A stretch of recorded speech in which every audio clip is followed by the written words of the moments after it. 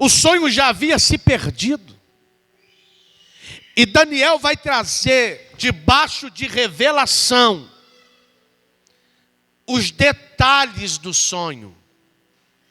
Vem uma pedra que não foi atirada com mão, não via mão humana, e ela esmiuçava os pés daquela estátua, porque cada parte dessa estátua representava um reino que se levantaria naquele tempo presente. E por isso, o espírito de Nabucodonosor, perturbado, porque ele era rei, outros reinos se levantariam e provavelmente o abateria. Daniel traz à tona o sonho que se perdeu. Deus está dizendo para algumas pessoas aqui nesta noite: o que é que você perdeu? Deus vai trazer à tona o que você nem mais tem esperança de ver de volta. O que é que você esqueceu? Porque tem coisas que Deus fala com a gente que a gente esquece por causa da luta, por causa da prova, por causa da porta que a gente não vê abrir. A gente fala: Deus não vai fazer isso mais não, a gente esquece. Nós temos o hábito de esquecer, mas o Deus a quem tu serves, o Deus Adonai, está dizendo a algumas pessoas aqui específicas: eu não esqueci do que eu te prometi, Remia, lava séria, e eu vou cumprir para que o meu nome seja glorificado em você. Aí, irmãos, Daniel podia estufar o peito, trazer a glória para ele e falar: está vendo, rei? Eu sou diferente. Não. Daniel vai dizer: rei, a honra, a glória seja dada ao Senhor. Porque homem nenhum poderia trazer isto à tona. Somente o Deus dos deuses. Aí, irmãos, algumas coisas me chamaram a atenção. O nível de busca de Daniel. Tem hora que a gente quer que Deus revele, mas Deus pode... Eu vou lá porque Deus vai usar o apóstolo, mas Deus pode usar você. Eu vou lá porque eu sei que ele é o profeta do norte do Paraná, mas Deus pode levantar você. O nível de busca de Daniel o colocou em uma posição de destaque. Eu ministrava uma live no final desta tarde e eu dizia sobre segredos de um sucesso ministerial. Não tem segredo, minúcia, candarábia. Tem coisas que é só eu e você se colocar na brecha, que Deus vai fazer. Daniel entregou a revelação em 3 níveis: profundo, oculto e escondido. Quando eu me casei, melhor, eu estava noivo, a minha sogra tinha uma dor de cabeça terrível. Ela chamava aquela dor de cabeça de enxaqueca. Mas quando aquilo pegava ela, era terrível. Um belo dia nós estávamos em oração, e ela com aquela dor de cabeça dela.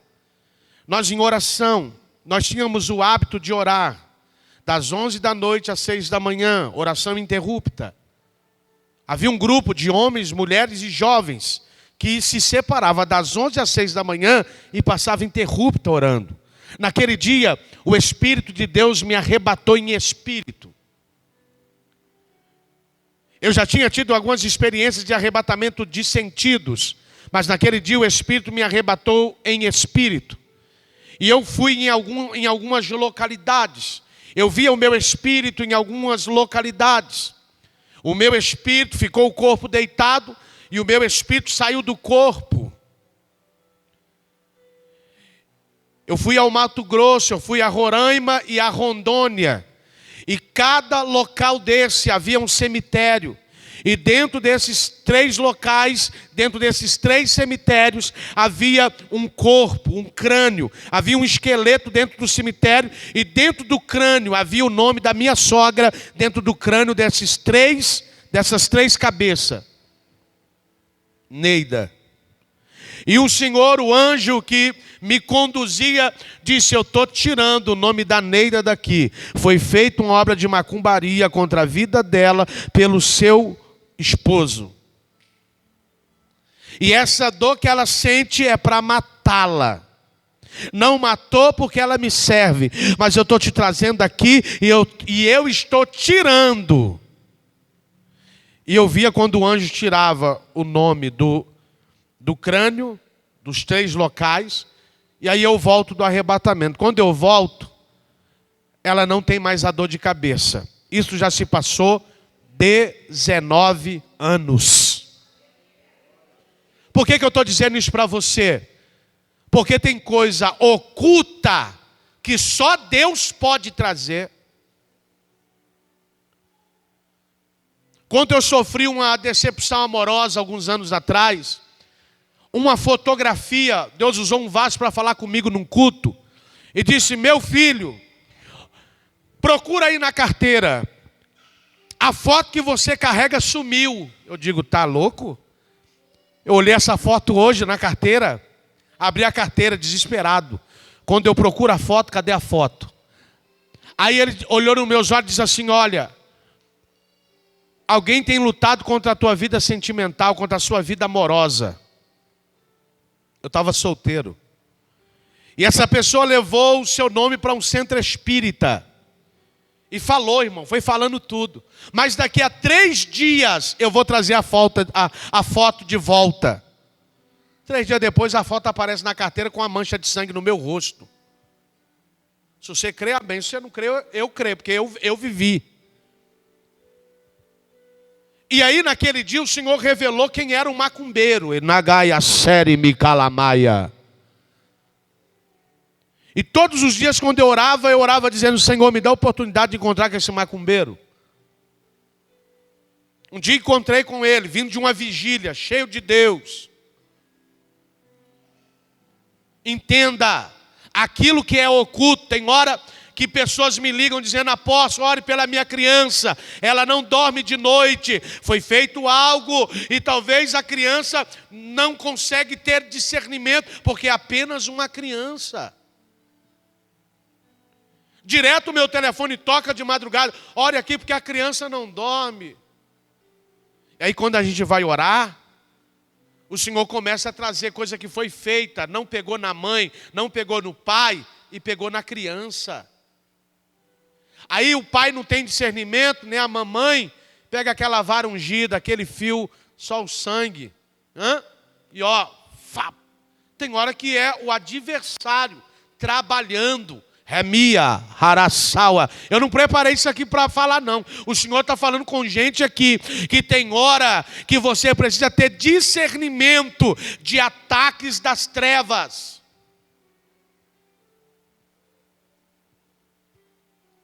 Tem gente que come e bebe em tudo quanto é lugar.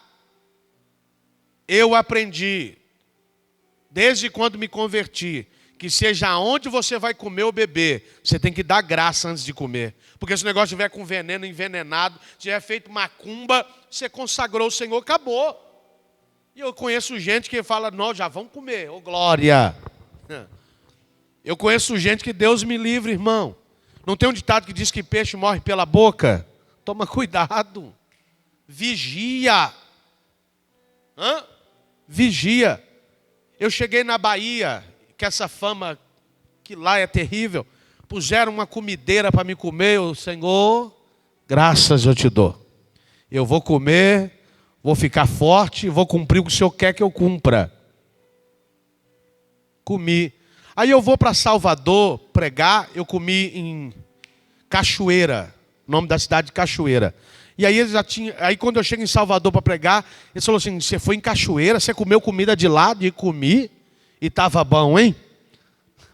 Você é louco? Não, eu dei graça, rapaz. Não estou sabendo de nada. Mas por quê? Porque Deus quer que você tenha entendimento dessas coisas que passam desapercebida. Eu termino para orar por você. Eu cresci num lar em que meu pai era alcoólatra. E que ele batia constantemente na minha mãe. Só que os comportamentos do meu pai não eram normal, de um ser normal. Eu presenciei uma certa feita, uma vizinha que também gostava de uma cachaça. E naquela época eu não sabia que havia um demônio que trabalhava só nessa área. E ela comia copo e não cortava a boca, engolia os cacos. E eu não era crente, eu olhava aquilo e falava, meu Deus, que negócio é esse? Depois que eu me converti, eu entendi. Eu sabia que era um demônio que atuava nela, ela comia aquilo e aquilo não lhe fazia mal. Um belo dia eu estou em Belo Horizonte, na campanha de libertação, porque em breve, esse ano nós vamos fazer uma campanha de fogo aqui de libertação, eu e pastor Vinícius. Eu estou lá em Belo Horizonte, na campanha, entra alguém da opção homossexual. Ele escolheu e entrou. Só que atuava nele um demônio, porque depois nós sentamos para conversar. Depois que eu expulsei, porque ele entrou, possesso, com os vidros, naquele dia ele ia entregar um despacho no cemitério. E ele foi, o adversário tomou a vida dele, tentou me cortar, eu expulsei aquilo que atuava nele, e no outro dia eu e a bispa sentamos para conversar com ele. Ele disse para mim, eu tenho 2 filhos que moram em São Paulo. A minha esposa optou pela escolha homossexual e me liberou algumas palavras, dizendo que eu também seria. E por isso eu vivo nessa vida e não consigo sair dela. Entenda, existem ataques do adversário, que você precisa entender que é o adversário. E olha que eu sou muito cauteloso. Tem gente que tudo é capeta. Nem tudo é capeta. Não, irmão, tem coisa que o camarada vai jogar a bola, machuca o joelho e fala, não, não, irmão, em nome de Jesus, o que é espiritual, eu estou falando de coisas que você olha e fala, quer um exemplo? Você pega o carro, vai fazer a obra, e do nada o carro estraga. Oi. Tem coisa que não é normal, está ligado ao mundo espiritual. E Deus está dizendo, eu revelo o profundo, o oculto e o escondido. Se coloca sobre os pés. Daniel trouxe o sonho.